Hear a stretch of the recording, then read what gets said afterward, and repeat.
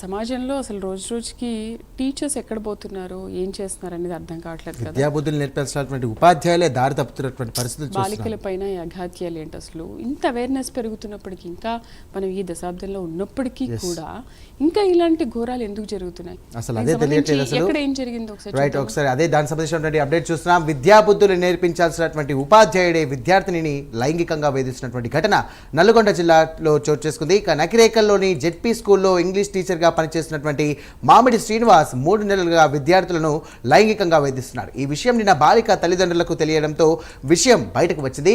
ఇక ఉపాధ్యాయుని తల్లిదండ్రులు చితకబాదినట్లుగా సమాచారం. శ్రీనివాస్ పై చర్యలు తీసుకోవాలని బాలిక పేరెంట్స్ డిమాండ్ చేస్తున్నారు. అయితే ఈ వ్యవహారాన్ని బయట పెట్టకుండా సెటిల్ చేసేందుకు కొంతమంది ఉపాధ్యాయ సంఘం నేతలు ప్రయత్నిస్తున్నట్లుగా స్థానికంగా చర్చ నడుస్తోంది.